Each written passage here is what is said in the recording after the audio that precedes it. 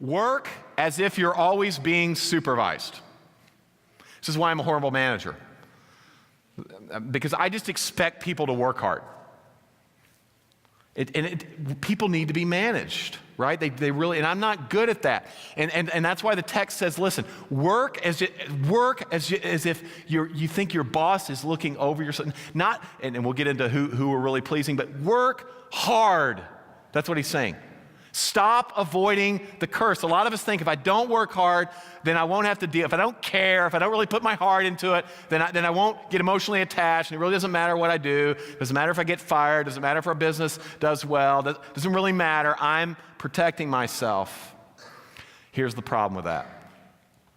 God uses your hard work to work on your heart. God uses your hard work to work on your heart. And if you're not fully engaged, even in your less than perfect job, you're going to miss something. Before we planted the journey, I was a part of a great church in Kansas City. I'd gone to seminary and went on staff at this church.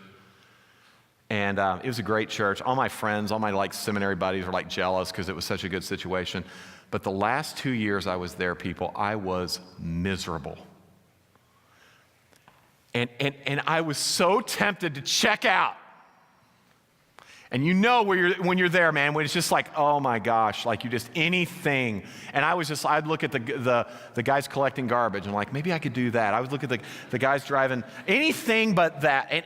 There was, in a sense, it was nothing with the job. It's what was going on in me. And God was working and God was making me kind of holy discontent and it was just awful. And I would just come home and my wife would be like, what is wrong with you?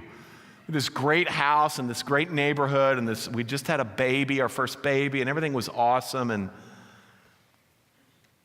And guess when the vision for the journey came? It was in those 2 years. A lot of times, you being fully engaged in your job, even when it's not your passion, God is doing something in you. God is preparing you. And a lot of times, if you're not engaged, you miss it. Or if you're just kind of busy, you miss it. You're just kind of distracted, you missed it. I've been in ministry 25 years, which I'm only 30. I know it's weird, but I started really early now. But literally, 25 years as a pastor, for real. And I look back, and I look back, and when you're fully engaged, a lot of times you can discern what God's doing in you. But if you're not, you don't. And so you have to look back. And even me, I have to say, I wasn't always fully engaged, or I was too distracted. But I look back at college, and God was doing something to me in that time in my life. He was teaching me that deadlines matter, that details are important. When I went to get my master's degree, God taught me a ton of stuff because I was working. I was a janitor. I was a volunteer youth pastor. My wife was working at an inner city school. We didn't have a lot of money, but I had to prioritize all this stuff. I did a 3-year degree in 2 years. I had to learn to prioritize stuff. We moved to St. Louis to plant the journey, and I learned that I will never plant another church again. It's too hard. You people are stuck with me. I'm not leaving, man. It's too hard. It's too hard. No, but really, here's what God taught me. What God is doing in me is more important than what God is doing through me. Because what God does in you is the fruit that lasts, not just all the cool stuff that goes, oh, that's cool, look at that. It's what God is doing in. So I learned all of that. Right? And so if you're just flying by in your job, or you're not really engaged, or you're always in nostalgia about what could have been, or you're always in fantasy about what could be, you're going to miss what God's doing in you.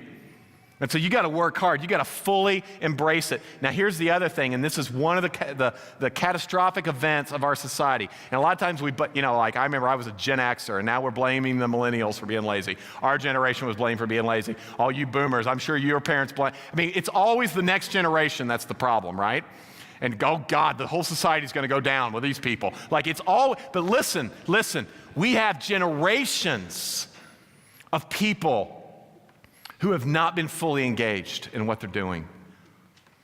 And so you know what happens? That produces a softness, a lack of toughness. And it doesn't matter. Even if you're 20 or 70, our society is soft.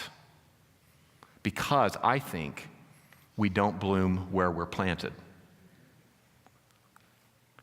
See, working hard toughens you up in a way that nothing else can.